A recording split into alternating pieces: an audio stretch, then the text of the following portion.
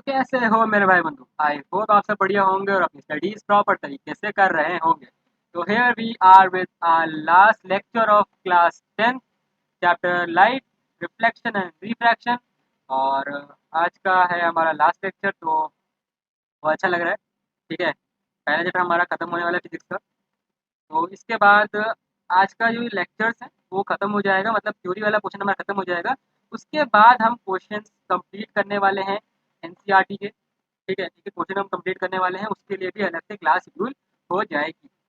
तो चलिए बिना किसी टाइम को वेस्ट किए अपने लेक्चर की तरफ हम आगे बढ़ते हैं। चलिए, तो हम लोग ने कल क्या पढ़ा था? कल हम लोग ने लेंस फॉर्मूला और रे डायग्राम को डिस्कस किया था। और आई थिंक हम लोग ने मैग्नीफिकेशन वाले पार्ट को टच किया था, और मैंने वहाँ फॉर्मूला भी डिस्कस किया मैग्नीफिकेशन। तो यहाँ पर मैग्नीफिकेशन का फॉर्मूला सेम है मिरर और इसके लिए, बट यहाँ पे बस माइनस का खेल है कि यहाँ पे मैग्नीफिकेशन होता है वी अपॉन यू और मिरर के लिए मैग्नीफिकेशन होता है माइनस वी अपॉन यू। बस इतना सा आपको ध्यान रखना है और कुछ। और अगर मैं बात करूँ हाइट ऑफ द इमेज और हाइट ऑफ द ऑब्जेक्ट के रिस्पेक्ट में, तो मैग्नीफिकेशन सेम रहेगा, height of image by height of object. ठीक है, तो ये हो गया हमारा मैग्नीफिकेशन का पार्ट। अब यहाँ पर दो एग्जाम्पल दिए गए हैं, दो एग्जाम्पल देखते हैं और उसको समझते हैं। तो यहाँ बोला गया है कॉनकेव लेंस के बारे में। Concave lens has focal length 15 centimetre, focal length हमें दे दी गई 15 centimetre. At what distance should be object from the lens be place so that the it form the image at 10 centimetre. तो यहाँ पे हमें इमेज डिस्टेंस दे दी गई है, जो कि 10 सेंटीमीटर है। तो इमेज को हम ले सकते हैं कॉनकेव लेंस के केस में। तो कॉनकेव लेंस के केस में हमारा इमेज कहाँ बनता है? तो left hand side, left hand side मतलब रेज के अपोजिट डायरेक्शन में। तो इसीलिए rays length of the image को क्या लिया गया है? नेगेटिव ले लिया गया है। फोकल लेंथ भी नेगेटिव ले ली गई है और हमारा ऑब्जेक्ट भी क्या आएगा? नेगेटिव में ही आएगा।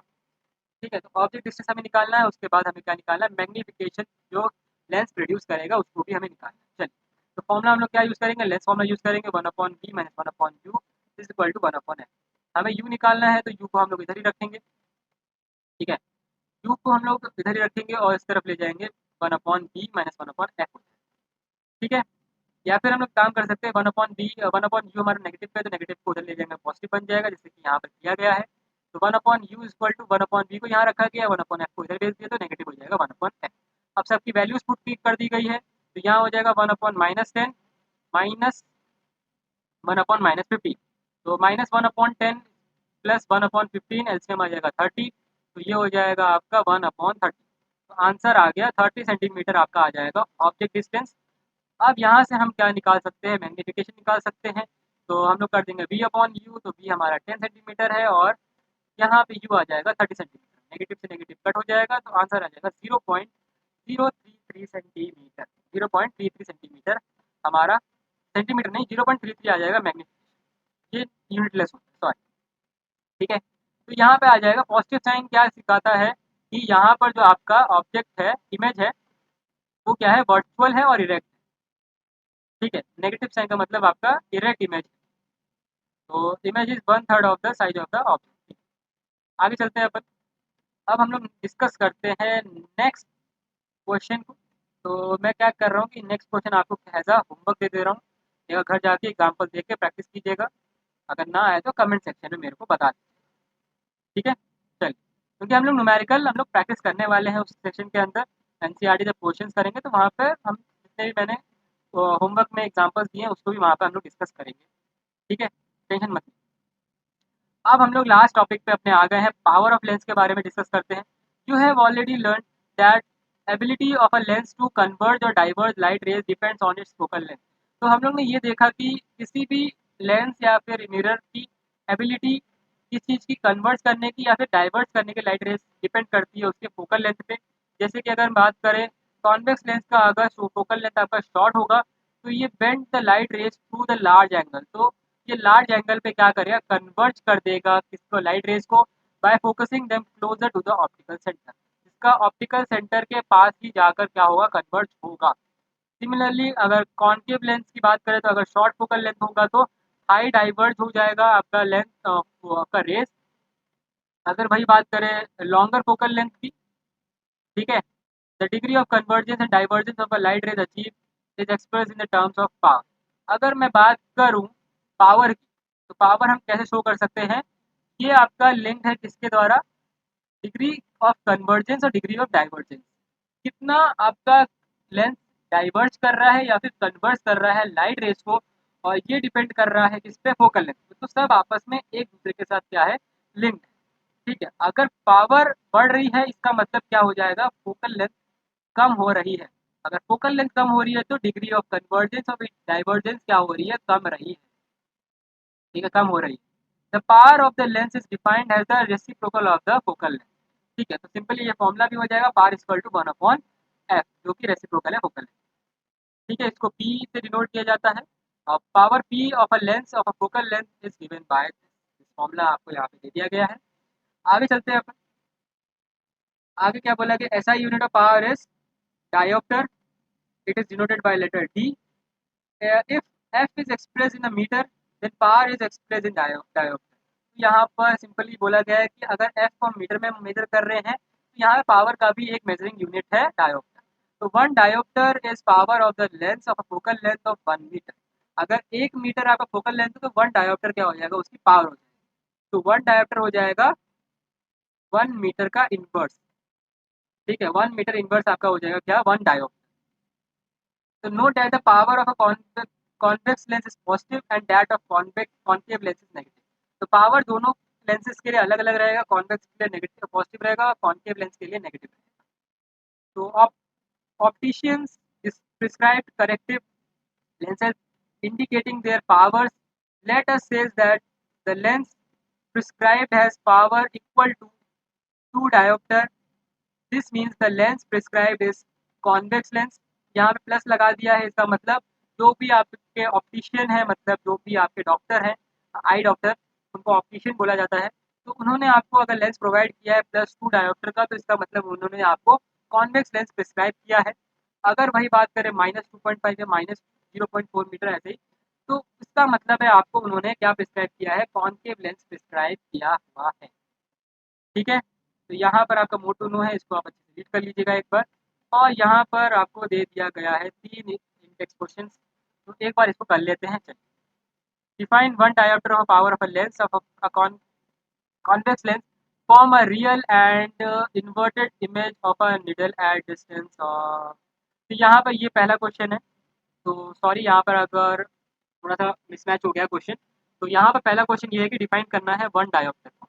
तो 1 डायोप्टर को हम कैसे डिफाइन कर सकते हैं, 1 dioptre can be define as a reciprocal of a focal length, या फिर हम लोग बोल सकते हैं 1 dioptre is a simply 1 metre inverse.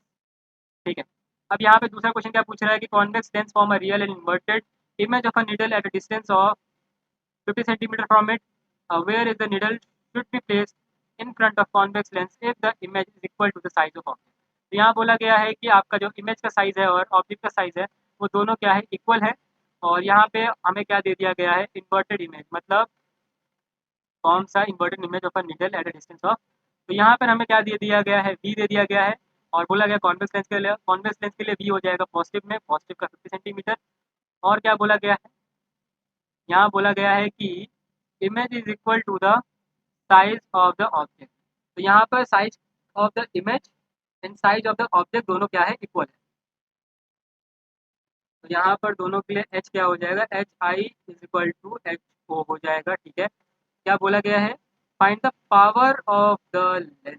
Lens की हमें पावर निकालनी है। Where is the needle should be placed in front of the convex lens if the image is equal to the. और यहाँ पर और क्या बोला गया है, फोकल लेंथ पहले निकालनी पड़ेगी पावर के लिए। तो मैं पहले क्या क्या निकालना है, फोकल लेंथ निकालना है पावर के लिए। और यहाँ पे बोला गया है कि वी यू भी निकालना है, तो यू भी निकाल लेंगे अपन। और खाली हमें एक चीज़ गिवन है, वो क्या है, इमेज डिस्टेंस गिवन। तो चलिए इसको सॉल्व करते हैं, क्या होगा इसका आंसर देखते हैं। आइए, तो पहले तो हमें ये लगाना पड़ेगा दिमाग कि हमें पहला फॉर्मूला क्या अप्लाई करना है। There is a little in front of convex lens in the, okay, ठीक है।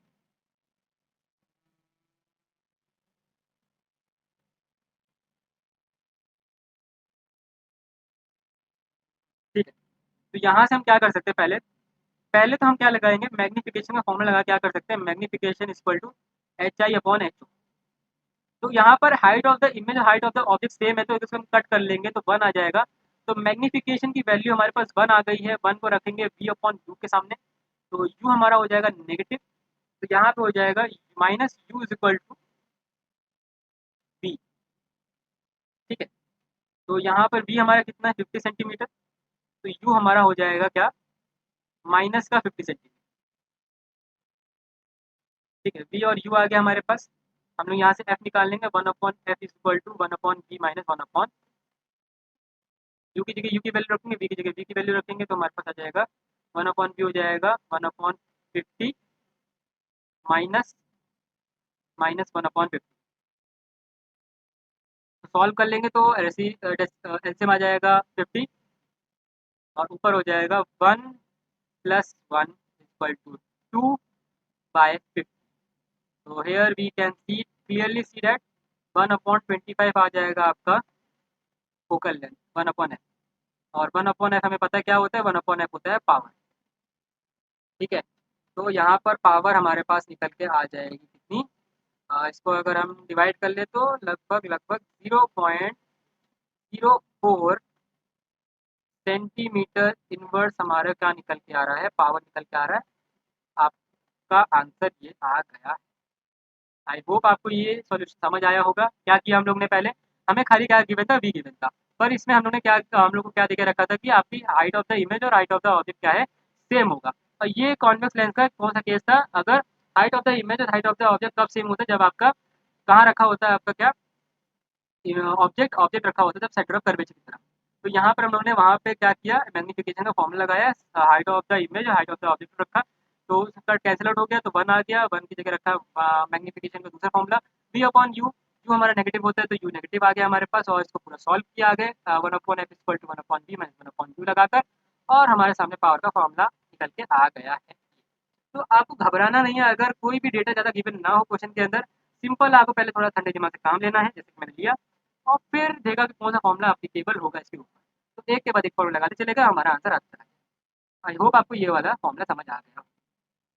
अब ये लास्ट वाला क्वेश्चन आपको मैं होमवर्क दे रहा हूँ, बहुत सिंपल क्वेश्चन है, फोकल लेंथ गिवन है, पावर निकालना है, सिंपल फॉर्मूला लगा दीजिएगा 1 upon F equal to P, और आपका आंसर निकल के आ जाएगा। तो मिलते हैं आपको नेक्स्ट लेक्चर में, और इसी के साथ हमारा क्या हो गया, ये चैप्टर हो गया है फिनिश। थैंक्स फॉर वॉचिंग, और अगर आपने इस पूरे चैप्टर को बाय हार्ट अच्छे से एनसीईआरटी के थ्रू कवर किया है हम लोग के साथ मिलकर, तो मैं इतना गारंटी दे सकता हूँ कि आपको एनसीईआरटी में कोई अब पकड़ नहीं। बस एक बार इससे एनसीईआरटी क्वेश्चन को अच्छे से प्रैक्टिस करना है, और सारे रे डायग्राम्स को अच्छे से प्रैक्टिस करना है, और आपकी तैयारी हो जाएगी डन। तो मिलते हैं आपको नेक्स्ट लेक्चर के अंदर, और तब तक के लिए बाय।